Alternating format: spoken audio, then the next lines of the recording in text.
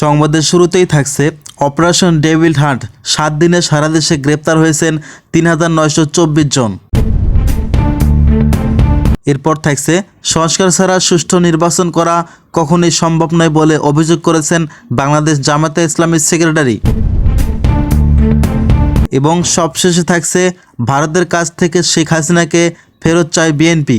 এতক্ষণ শুনছিলেন সংবাদ শিরোনাম, এবার থাকছে বিস্তারিত।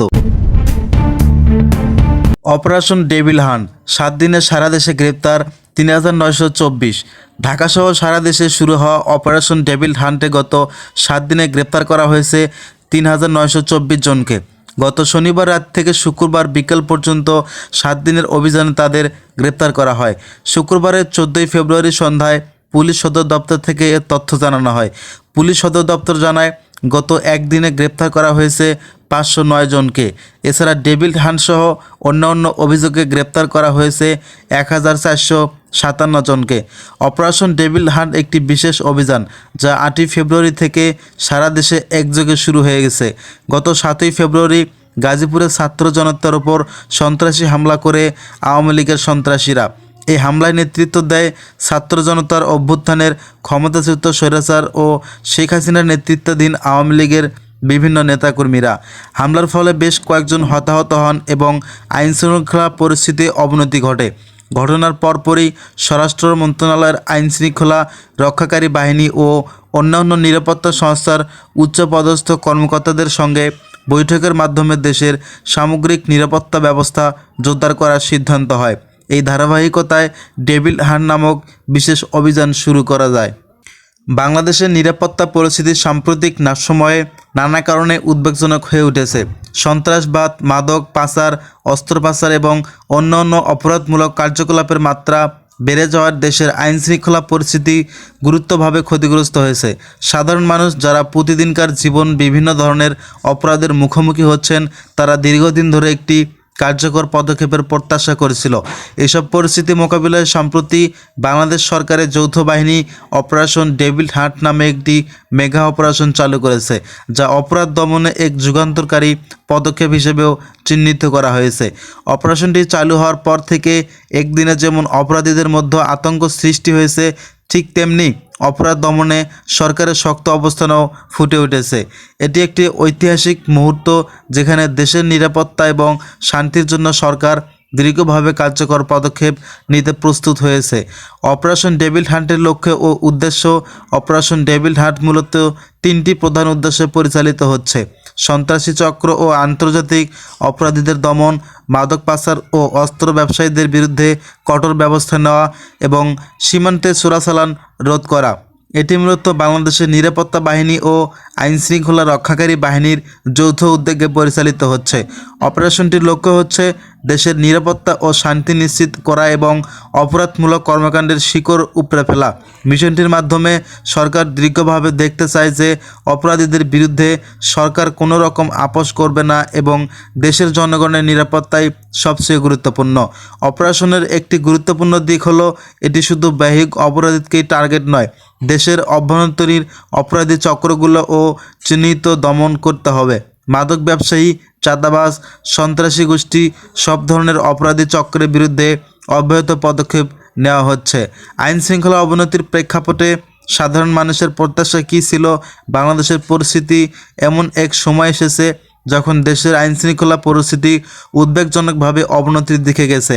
সন্ত্রাসবাদী হামলা, অপরাধী চক্রের অত্যাচার, চাঁদাবাজির মতো নানা অপরাধের কারণে সাধারণ মানুষের উদ্বিগ্ন ছিল।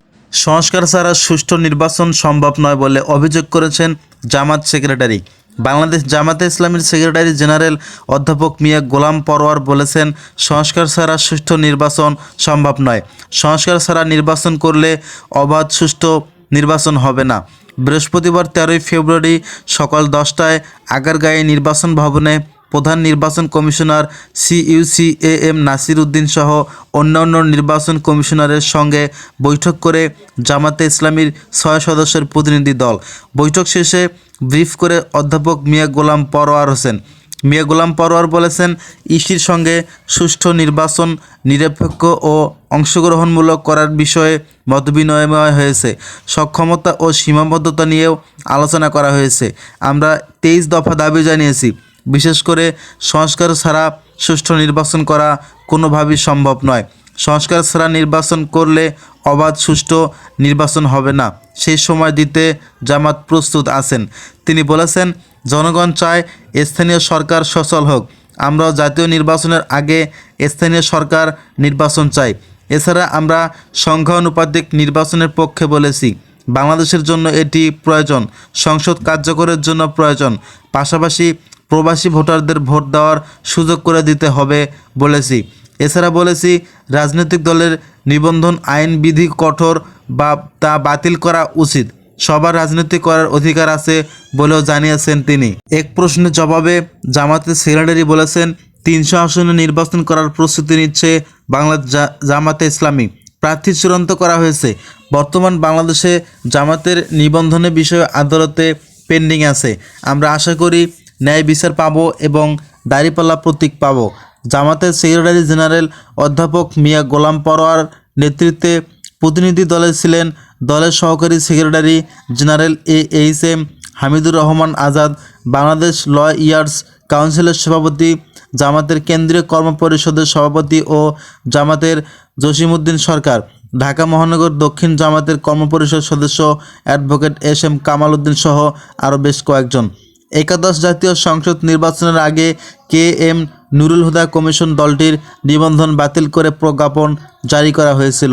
তৎকালীন ইসি সচিব মোহাম্মদ হেলাল উদ্দিন আহমেদের 2018 সালের 28 অক্টোবর স্বাক্ষরিত প্রজ্ঞাপনে বলা হয়, 2008 সালের 4 নভেম্বর দলটিকে গণপ্রতিনিধিত্ব আদেশ অনুযায়ী নিবন্ধন দেওয়া হয়েছিল।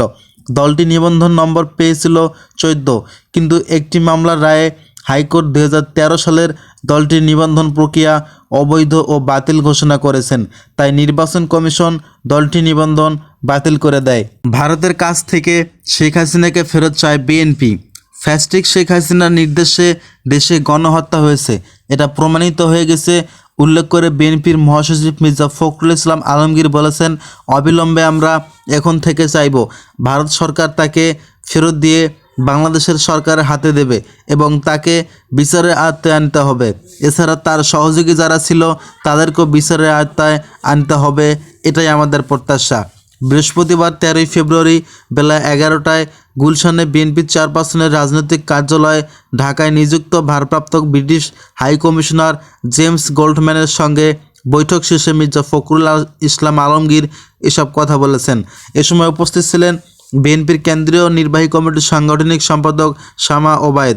মির্জা ফখরুল বলেছেন, ঢাকায় নিযুক্ত ভারপ্রাপ্ত ব্রিটিশ হাই কমিশনার জেমস গোল্ডম্যানের সঙ্গে বৈঠক হয়েছে। দুই দেশের স্বার্থ সংশ্লিষ্ট অনেক বিষয়ে আলোচনা করা হয়েছে। তারা জানতে চেয়েছে কবে বাংলাদেশে নির্বাচন হচ্ছে, এ বিষয়ে সবার আগ্রহ থাকবে। তিনি বলেছেন, বাংলাদেশে গণহত্যা নিয়ে জাতিসংঘ যে রিপোর্ট প্রকাশ করেছে আমরা সন্তোষ প্রকাশ করেছি। যে ঘটনাগুলো সত্য এগুলো প্রকাশ পেয়েছে। আমরা রাজনৈতিক দলগুলো যখন এই ঘটনাগুলো বলি তখন কেউ বিশ্বাস করতে চায় না। তিনি বলেছেন, শেখ হাসিনার অধীনে যে হত্যাকাণ্ড হয় তার নির্দেশে হত্যাকাণ্ডই হয়েছে, গণহত্যা হয়েছে তারই নির্দেশে এখন গণহত্যা হয়েছে। এটা আজকে প্রমাণিত হয়ে গেছে। এদেশের মানুষ তিনি অত্যাচার নির্যাতন করেছেন, যত মানবাধিকার লঙ্ঘন, গণতন্ত্র হত্যা